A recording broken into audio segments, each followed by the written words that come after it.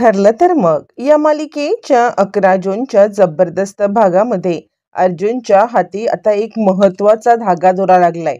एक कॉल आलेला आहे अर्जुनला आणि त्याच्यामध्ये सायली बद्दलची खूप महत्वाची माहिती समजतात अर्जुनने तडक पोलीस स्टेशन गाठलेलं आहे. आणि आता ही सगळी माहिती विचित्र पद्धतीने समोर आल्यावरती इकडे पोलिसांकडून समजलेली गोष्ट अजून भयंकर आहे. पोलिसांनी अर्जुनला आता सायली कुठे आहे, कोणत्या अवस्थेत आहे आणि काय नक्की तिच्यासोबत घडलंय हे सांगितल्यावरती इकडे पत्रकारांची खूप मोठी फौज लागलेली आहे.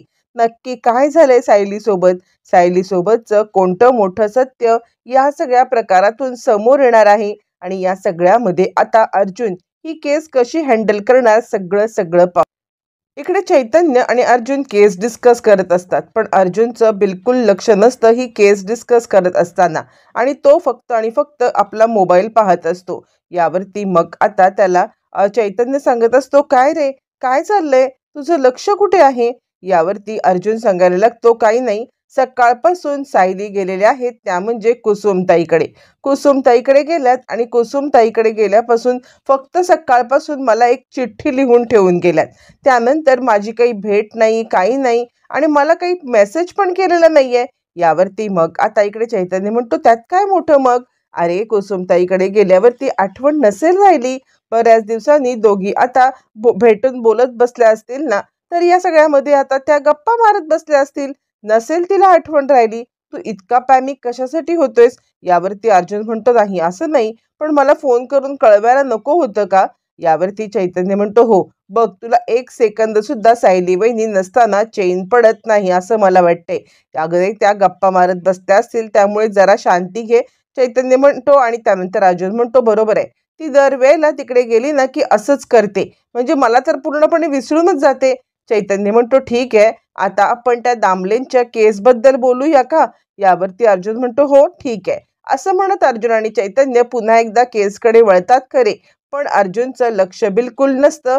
तोपर्यंत इकडे आता महिपत आलेला असतो दामिनीकडे आणि दामिनी सांगत असते, हे बघा शिकरे, तुम्ही आत्ताच्या आत्ता मी तुमची ही केस सोडते, मग तुम्ही आणि तुमची मुलगी जेलमध्ये सडा. अहो, किती माती खाताय तुम्ही? यावरती महिपत चिडतो आणि तो म्हणतो, तुम्हीच तर मला हे सगळं मडं उकळून काढायला सांगितलं ना या हरीशच्या मर्डरचं जर का मडं उकळून काढलं नसतं तर इथपर्यंत हे पोहोचलंच नसतं. त्यावरती मग आता दामिनी सांगायला लागते, पण मी तुम्हाला म्हटलं होतं ना की हरीशच्या केसमध्ये जे काही खरं खरं आहे ते मला सांगा. मग त्यावेळेला तुम्ही आता अर्धवट का माहिती दिलीत? यावरती महिपत म्हणतो, मी तुमच्या हवेत पाया पडतो, पण ही केस तुम्ही सोडू नका. यावर दामिनी म्हणते, चला जागेवर बसा आणि याच्या पुढे माझे काही अटी आणि नियम असतील. जर माझे अटी आणि नियम मान्य नसतील तर मात्र मी तुमची कोणत्याही प्रकारे मदत करू शकणार नाहीये. त्यावरती महिपत म्हणतो, सांगा ना, तुमचे सगळे अटी नियम मला मान्य आहेत. त्यावरती दामिनी म्हणते, सगळ्यात पहिला नियम, तुम्ही जी काही किलोने मात्या खाता ना. यावरती महिपत म्हणतो, मात्या नाही हो, माती माती. यावरती दामिनी म्हणते, तेच, जी काही किलोनी माती खाता ना, त्या मातीचा प्रत्येक कण आणि कण काय आहे मला कळलं पाहिजे. यावर महिपत म्हणतो, झालं. दामिनी सांगते, जर यापुढे माझ्यापासून कोणतीही गोष्ट लपवून ठेवण्याचा प्रयत्न केलात किंवा मला कोणतीही गोष्ट सांगितली नाहीत आणि नंतर माझ्या समोर जर का ती गोष्ट आली तर मात्र तुमचं काही खरं नाही शिकरे. एक गोष्ट लक्षात ठेवा, या सगळ्यामध्ये आता ही शेवटची वेळ असेल की तुम्ही माझ्यापासून काहीतरी लपवलेत. यापुढे जर का तुम्ही लपवाछपवी करण्याचा प्रयत्न केलात तर गाठ माझ्याशी आहे. मग तुमची मुलगी आणि तुम्ही दोघं जण जेलमध्ये सडलात तरी मला काही फरक पडत नाहीये. असं म्हणत चिडलेली दामिनी शिकरेला चांगलीच फटकारते आणि याच्या पुढे माझ्या बाबतीत असं घडलं तर मात्र ही केस मी सोडली म्हणून समजा. आता कसं बस तिला म्हणून महिपत शिकरे घरी यायला निघतो. तोपर्यंत इकडे आता दामिनीच्या डोक्यामध्ये काहीतरी वेगळंच प्लॅनिंग चालू असतं. अर्जुनचं लक्ष नसतं. ज्या वेळेला चैतन्य त्याला आता केसच्या संदर्भातली काही माहिती सांगत असतो त्यावेळेला अर्जुन मात्र आता त्याच्याकडे बघतच नसतो. चैतन्य म्हणतो, हे बघ, त्यात आपल्याला फिंगरप्रिंट सापडलेले आहेत आणि हे फिंगरप्रिंट आपल्यासाठी खूप मोठा इव्हिडन्स होणार आहेत. त्यावरती अर्जुन म्हणतो, त्यावरती चैतन्य म्हणतो, बघतो ह्याचं लक्षच नाहीये. मग चैतन्य बोलायला लागतो, अरे, ते बागेमधलं गुलाबाचं फूल आहे ते, त्याचं मला वाटते गुलाबाचं वरचं फूल छाटून टाकलं तर अनेक गुलाब येतील का आणि त्याचा केससाठी उपयोग होईल का? यावरती अर्जुन म्हणतो, हो, आता चैतन्य अजूनच चिडतो. अर्जुन, अरे काय चाललंय तुझं? यावरती अर्जुन म्हणतो, नाही रे, मला कळतच नाहीये की सायली मला मेसेज का करत नाहीये. त्यावरती चैतन्य म्हणतो, एक काम करूया का, आपण आत्ताच्या आत्ता सायली बहिणीला कुसुमकडून जाऊन आणूया का. यावरती अर्जुन म्हणतो, हा हा, आत्ताच्या आत्ता जाऊया. चैतन्य हसायला लागतो, आणि काय वेडेपणा आहे हा अर्जुन. अरे खरं सांगायचं तर या सगळ्यामध्ये आता तू तू ना लहान मुलगी असल्यासारखं ट्रीट करतोय सायली वहिनी. सायली वहिनी या सगळ्यामध्ये मोठ्या आहेत आणि त्या घरी येतील ना सुखरूप. तू कशाला इतका सगळा विचार करत बसलेला आहेस? मला तर काहीच कळत नाहीये. जरा शांत बस. अरे ती काही लहान मुलगी नाहीये. चल आणि केसवरती कॉन्सन्ट्रेट कर. आपल्याला ही केस लढायची आहे उद्या. असं म्हणत चैतन्य त्याला आता त्या केसवरती कॉन्सन्ट्रेट करायला सांगत असतो. तोपर्यंत इकडे आता चिडलेली लगेचच साक्षी दामिनीला जाब विचारायला चाललेली असते. पण त्याच वेळेला महिपत तिला थांबवतो आणि महिपत तिला म्हणायला लागतो, कुठे चाललीस तू? यावरती ती सांगते, मी आत्ताच्या दामिनी देशमुखला जाब विचारायला चाललेली आहे.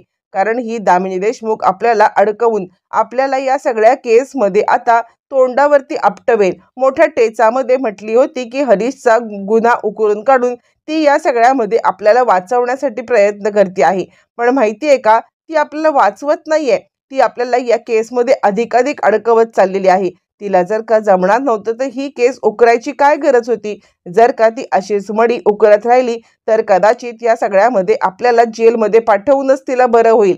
म्हणजे या सगळ्यामध्ये आता ती आपल्याला जेलमध्ये पाठवेल आणि ही अशी मडी उकरून आपल्यालाच अडकवेल. तिला जाब विचारल्याशिवाय मी गप्प बसणार नाही. मैपत म्हणतो, मी आत्ताच तिच्याकडे जाऊन आलो. तिने मला सांगितलेलं आहे की काही प्रॉब्लेम नाहीये, ही केस आपणच जिंकणार, त्यामुळे तू टेन्शन घेऊ नकोस. असं म्हटल्यावरती मग मात्र आता इकडे ती सांगायला लागते, नाही नाही, तुम्ही असेच हातावरती हात देऊन बसून राहा. आणि दिवसेंदिवस तो अर्जुन सुभेदार कॉन्फिडंट होत चाललेला आहे आणि याचा कॉन्फिडन्स इतका वाढलाय की तो या सगळ्यामध्ये आता एक एक करत जशी आता हरीशची केस जिंकला आणि तुमच्या चौकशीचे आदेश काढले तसेच तो आता याप्रमाणे विलासची सुद्धा केस जिंकून टाकेल आणि मला आता जेलमध्ये पाठवेल. समजतंय तुम्हाला? यावरती मग आता इकडे सांगायला लागतो, महिपत ऐक, असं काय होणार नाही, त्या दामिनीवरती विश्वास ठेव. असं म्हटल्यावरती ती सांगते, माझा दामिनीवरती विश्वास नाहीये, पण अर्जुनच्या हुशारीवरती 100% विश्वास आहे. हे सगळं बोलणं चालू असताना तिकडे आता प्रिया येते आणि प्रिया म्हणते, बरोबर आहे, मला साक्षीचं म्हणणं पूर्णपणे पटलेलं आहे. साक्षीने या सगळ्यामध्ये जे काही बोलले ते बरोबर आहे.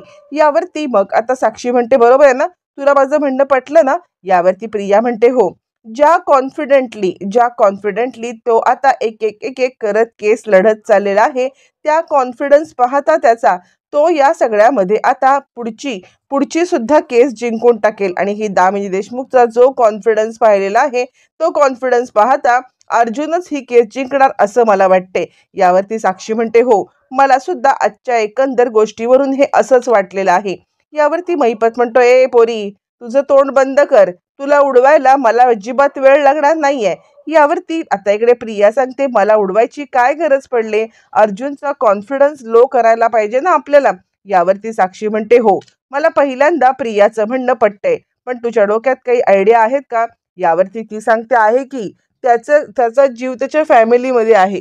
त्याच्या फॅमिलीमधल्या कोणाला तरी उडवलं किंवा त्याच्या फॅमिलीमधल्या कोणाला तरी त्रास दिला की या सगळ्यामध्ये आता तो बरोबर डाऊन येणार आहे. तो डाऊन येणार, त्याचं लक्ष इकडे तिकडे विचलित होणार. लक्ष विचलित झाल्यावरती मग तो आता या सगळ्या केसमधून भरकटणार. केसमध्ये भरकटल्यावरती झालं, मग या सगळ्यामध्ये आता त्याचं या केसमधून लक्ष उडणार. मग कसली आले चौकशी, कसलं आलंय काय, आणि या सगळ्यामध्ये आता तो काहीही करू शकणार नाही. असं म्हणत मग मात्र आता इकडे सांगायला लागतो, महिपत, आता तुझ्या डोक्याने मला चालायला लागेल का? यावरती साक्षी म्हणते, नाही, मला प्रियाचं म्हणणं पटतंय. ती जे काही बोलते ना तसंच आपण करायला पाहिजे. पण काय ग प्रिया, तुला काय वाटतं की या सगळ्यामध्ये आता आपण उडवायचं ते कुणाला उडवायचं? म्हणजे आता अर्जुनची आजी की अर्जुनची आई?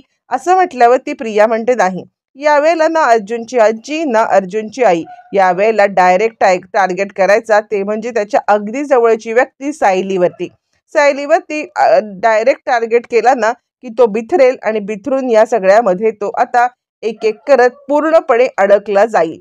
आणि त्यामुळे आपल्याला पूर्णपणे स्ट्रॉंगली आता आपल्या केसच्या विरोधात असलेला वकील वीक झाल्यावरती आपली बाजू मांडता येईल. असं म्हटल्यावर ती साक्षी म्हणते, ठीक आहे, तुझ्या डोक्यात आयडिया तरी काय आहे? मग आता प्रिया या सगळ्यामध्ये जी काही आयडिया आहे, जी काही युक्ती आहे, ती युक्ती आता लगेचच इकडे महिपत आणि आता साक्षीला सांगते. आणि ही युक्ती न किडनॅपिंगची असते, न सायलीला मारण्याची असते. कोणत्याही प्रकारे स्वतःचे हात या सगळ्यामध्ये खराब करायचे नाही, तरी सुद्धा सायलीला गायब करायचं. आता अशी कोणती युक्ती असते की ज्याच्यामुळे स्वतःचे हात खराब न करता सायलीला गायब करायचं? हे मात्र आता प्रियाने सांगितल्यावरती महिपत आणि साक्षीला हे पटतं आणि प्रियाच्या डोक्याची खरंच तारीफ करावी असं दोघांना सुद्धा भरभरून वाटावं लागतं. बरं, हे सगळं चालू असताना इकडे तोपर्यंत आता अर्जुन घरी येतो. कारण अर्जुन घरी आल्यावरती त्याला समजलेलं असतं, कुसुमला ऍक्च्युली फोन लावलेला असतो. कुसुमला फोन लावून त्याला समजलेलं असतं की कुसुमकडे सायली गेलेलीच नाहीये. कुसुमताई तर खूप मोठी ऑर्डर मिळाल्यामुळे सकाळपासून बाहेर आहे. मग तो धावत पळत घरी येतो कारण सायलीचा फोन लागत नसतो. आणि त्यामुळे घाबरलेला अर्जुन आता इकडे तिकडे पाहतो, आपल्या रूममध्ये येतो, वॉशरूमचं दार उघडतो. काय करू आणि काय नको असं त्याला झालेलं असतं आणि तो या सगळ्यामध्ये आता इकडे तिकडे पाहायला लागतो. ज्या वेळेला तो इकडे तिकडे पाहतो पण सायली दिसत नाही, तो खाली येतो. डॅड, डॅड, सायली कुठे गेले कळत नाहीये. यावरती प्रताप म्हणतो, अर्जुन, इतका पॅनिक व्हायची काही गरज नाहीये, काय झालंय सांग मला बरं. यावरती अर्जुन म्हणतो, डॅड, सकाळपासून ती कुसुमताईकडे गेले, असं मला चिठ्ठी लिहून गेली ना ती, पण कुसुमताई तर दुपारीच बाहेर पडलेली आहे. कुसुमताई या सगळ्यामध्ये नाहीच आहे घरामध्ये. जर कुसुमताई घरातच नाही तर या सगळ्यामध्ये आता ती घरात नसताना ती कशी काय सायली तिकडे असू शकते? सायली तिकडे पोहोचलेलीच नाहीये. खूप मोठी गडबड झालेली आहे आणि त्यामुळे त्यामुळे आता इकडे मला टेन्शन वाटत आहे. आणि सायली अशी बेजबाबदार नाहीये की ती आपल्याला न सांगता निघून जाईल म्हणून. आता या गोष्टीवरती सगळेच ॲग्री करतात की सायली बेजबाबदार नाहीये, की ती या सगळ्यामध्ये असं कोणालाही न सांगता हे करून जाईल. आणि यावरती अर्जुन म्हणतो, मला खूप चिंता वाटते, फोन लागत नाहीये, काहीच नाहीये. त्यावरती मग आता लगेचच सांगायला लागतात. प्रताप म्हणतो की अरे, तिचा डेड झाला असेल फोन, किंवा या सगळ्यामध्ये तुला कॉल करता नसेल आला. अर्जुन म्हणतो, नाही, सायली इतकी बेजबाबदार पण नाहीये, ती दुसरा कोणाचा तरी फोन घेईल आणि मला फोन करून कळवेल. प्रताप म्हणतो, हो, ते पण बरोबर आहे. तितक्यात तिकडे अश्विन येतो आणि काय झालं, अश्विनला सगळा प्रकार कळल्यावरती तो म्हणतो, मग आता काय करायचंय? यावरती अर्जुन म्हणतो, सायलीला शोधण्याशिवाय आता आपल्याकडे दुसरा कोणता पर्यायच नाहीये. असं म्हटल्यावरती अश्विन म्हणतो, चल, मी पण तुझ्यासोबत येतो, आपण दोघं मिळून ताबडतोब आता इकडे शोध घेण्याचं काम करूया. असं म्हटल्यावरती मग आता इकडे अर्जुन आणि अश्विन हे दोघं जण सायलीला शोधण्यासाठी निघतात. इकडे घरच्यांना टेन्शन येतं कारण सायली कधीही कोणताही बेजबाबदारपणा आता करून अशा प्रकारे कधीच घरातून गायब राहिलेली नाहीये. त्यामुळे सगळ्यांनाच टेन्शन वाटतं की नक्की घडलंय तरी काय आणि सायली नक्की कुठे गेली असेल.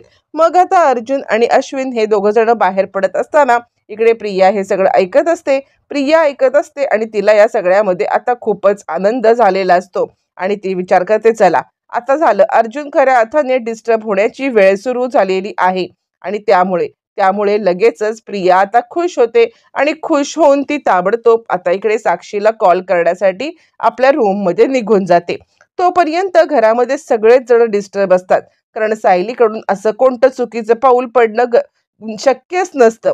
तोपर्यंत मग गाडी काढून अर्जुन अश्विन जिथे शक्य होईल, जिथे आता कुसुमताईच्या रोडवरती सायली दिसेल किंवा जिथे जिथे आता त्यांना शक्यता वाटत असते त्या त्या ठिकाणी जात असतात. पण प्रत्येक वेळेला त्यांच्या पदरी निराशाच येते कारण त्यांना सायलीबद्दल कोणताही पत्ता आता काही लागत नसतो आणि सायली या सगळ्यामध्ये आता कुठे असेल हे काही कळत नसतं. प्रत्येक ठिकाणी थांबून आता सायलीचा फोटो दाखवला जातो. सायलीला पाहिलत का, या रोडनी सायली गेली होती का, असे 1 ना 1000 चौकशी इकडे आता अर्जुन करत असतो. पण कुठेही त्याला काही यश येत नाहीये आणि अर्जुन खूपच डिस्टर्ब होतो. प्रत्येक ठिकाणी अर्जुनला, नाही, आम्ही हिला पाहिलंच नाही, आम्ही हिला पाहिलंच नाही असं ज्या वेळेला सांगण्यात येतं तेव्हा अर्जुनच्या पदरी आता घोर निराशा येते आणि हळूहळू हळूहळू अर्जुनचा कॉन्फिडन्स आता हा डाऊन होत चाललेला असतो. आणि इकडे अश्विन सुद्धा मदतीला असतो. सगळे राग रुसवे फुगवे आपल्यातले विसरून अश्विन आता अर्जुनच्या मदतीला धावून आलेला असतो.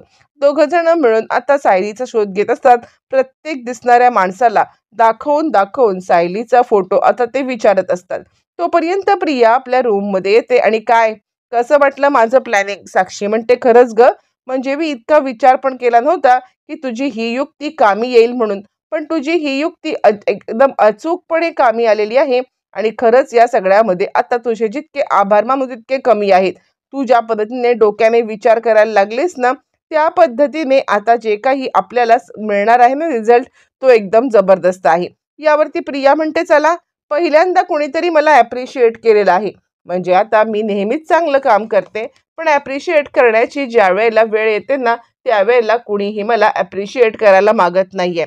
प्रत्येक वेळेला माझी चूकच काढली जाते. चला, तुम्हाला प्रियाचं महत्त्व कळलं ना, नशीब माझं. यावरती साक्षी म्हणते, हे बघ, तुझं महत्त्व कळायला किंवा हा प्लॅन यशस्वी व्हायला अजूनही वेळ आहे. जोपर्यंत हा प्लॅन यशस्वी होत नाही तोपर्यंत फुशारक्या मारू नकोस. कसं आहे ना, अर्जुनला पूर्णपणे डिस्टर्ब करून या केसमधून त्याचं आता हे काढून घेण्यासाठी आपल्याला मोठा पुरावा, म्हणजे त्याला पूर्णपणे या सगळ्यामध्ये आता हे करून ठेवलं पाहिजे. ते काम तुझं आहे. प्रिया म्हणते, काळजी करू नकोस, मी सगळं सगळं काम बरोबर करणार आहे.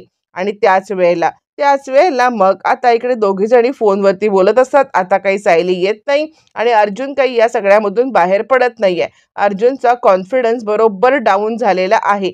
असं म्हणत असताना दोघी जणी फोनवरती खदाखदा हसत असतात आणि प्रियाला माहित नसतं की मागून प्रतिमा, कल्पना येऊन आता आपलं काही बोलणं ऐकत आहे. आणि त्यामुळे या सगळ्यामध्ये ती आता जोराजोरात हसत असते आणि मागून कल्पना येते. तन्वी, तन्वी, काय करतेस तू? यावरती प्रिया म्हणते, काही नाही, माझी वैदेही नावाची मैत्रीण आहे, तिच्यासोबत मी गप्पा मारत असं प्रिया खोटंच बोलते. त्यावरती कल्पना म्हणते, तसं नाही अगं, घरामध्ये जे काही वातावरण आहे ना, त्यानंतर तू हे असं हसत खेळत बोलणं बरं वाटतं का? यावरती प्रिया म्हणते, मला नाही वाटत काही वातावरण वेगळं आहे ते. आपल्या घरात काय आहे, नॉर्मल तर वातावरण आहे की. यावरती ती म्हणते, असं नाही, म्हणजे त्या त्या मुलीसोबत तुला काही पटत नाहीये किंवा त्या मुलीचं आणि तुझं पटत नाहीये, हे जरी खरं असलं ना, तरी सुद्धा जर का आपल्या घरातलीच राहणारी एक व्यक्ती अशी गायब झाली, तर मी माझ्या मैत्रिणीसोबत खदगदून हसणं हे चुकीचं आहे. यावरती प्रिया म्हणते, मला नाही वाटत असं काही झालेलं आहे. ती गेली कुसुमताईकडे, नंतर गेली असेल कुठे. बेजबाबदारपणा तिच्या रक्तातच आहे. यावरती मग कल्पना म्हणते, नाही नाही, ती कधीही बेजबाबदारपणा करत नाही. तिचं माझं काहीही असलं तरी मी हे असं काहीही ऐकून घेणार नाही, कारण सायली कधीच बेजबाबदारपणा करत नाहीये. यावरती मग आता प्रिया म्हणते, वा वा कल्पनाई, मला तुझं काही कळतच नाहीये. म्हणजे जी मुलगी तुझ्यासाठी इतकी महत्वाची नाहीये, तू तिची बाजू घेऊन आज मला बोलतेस, आणि जी सून तुझ्यासाठी इतकं काही करण्याचा प्रयत्न करते त्या सुनेला डावलतेस. मला तुझं खरंच खूप अजब वाटतं. यावरती कल्पना म्हणते, काय बोलतेस? यावरती प्रिया म्हणते, राहू दे, राहू दे कल्पनाई. कसं आहे ना, एकदम कसं आहे, ज्याच्यामुळे आता मी काही बोलत नाही ना, म्हणून मला वाटेल ते बोललं तरी चालतं. पण अर्जुनच्या बाजूने, सायलीच्या बाजूने अर्जुन दरवेळेला असतो, म्हणून आता तिची बाजू घेणार का? ठीक आहे, ठीक आहे, असं म्हणत आता इकडे ती आता उगाचच कल्पनालाच उलटं बोलते. आणि कल्पना पण किती मूर्ख, अगं तसं नाही बाळा, असं तसं म्हणत तिला समजवत असते. प्रिया म्हणते, ठीक आहे, ठीक आहे, असू दे. तोपर्यंत अर्जुन आणि इकडे अश्विन दोघं जण ज्या वेळेला सगळीकडे शोध घेत असतात, पण त्यामुळे आता इकडे काहीच पत्ता लागत नसल्यामुळे त्याच वेळेला अर्जुनला फोन येतो आणि तो फोन असतो पोलीस स्टेशनमधून. आणि त्याच वेळेला आता इकडे अर्जुन म्हणतो, काय, सायलीला अटक झाले? त्यावरती अश्विन म्हणतो, काय झालं? त्यावरती अर्जुनला आता कळतं की सायलीला अटक झालेली आहे आणि त्यामुळे आता ताबडतोब पोलीस स्टेशनला जायला पाहिजे. अश्विन म्हणतो, मी पण येतो. त्यावरती अर्जुन म्हणतो, नको, तू घरी जा आणि घरच्यांना सावर, कुणालाही सांग पॅनिक होऊ नका, मी सायलीला घेऊन घरी येणार आहे. सायलीने काही केलेलंच नाहीये, तर सायलीला काही होणार पण नाहीये. असं म्हणत मग मात्र अर्जुन आता अश्विनला घरी पाठवतो. आणि आता अश्विन म्हणतो, पण सायली वहिनीला अटक का झाले? अर्जुन म्हणतो, ते मला पोलीस स्टेशनला गेल्याशिवाय कळणार नाही. आता पोलीस स्टेशनला गेल्यावरती पोलिसांना अर्जुन म्हणतो, काय झालं, सायलीला तुम्ही अटक का केलेली आहे? मी त्यांचा जामीन करायला आलोय. त्यावरती आता इकडे पोलीस सांगतात, नाही नाही, त्यांना अटकेसारखी जामीन नाहीये. चाइल्ड ट्रॅफिकिंगच्या केसमध्ये अटक केले, लहान मुलाला घेऊन त्या पळून जात होत्या. अर्जुन म्हणतो, काय बोलताय तुम्ही? यावरती इन्स्पेक्टर सांगायला लागतात, हो, हे असंच घडलेलं आहे. आता अर्जुनला या सगळ्यामध्ये विश्वासच बसत नसतो की सायली आणि कोणत्या मुलाला किडनॅप करेल. आता तोपर्यंत पत्रकार बाहेर आलेले असतात. अर्जुन आपल्या परीने समजवत असतो. पत्रकार म्हणतात, अर्जुन सुभेदार, काय तुम्हाला काय वाटतं की तुमच्या बायकोनी हे कुकृत्य केलेलं आहे, तरी पण तुम्ही तिची साथ देणार का? असं म्हणत सगळेजण अर्जुनला घेरतात. अर्जुन या सगळ्यामधून सायलीला कसं बाहेर काढणार पाहणं रंजक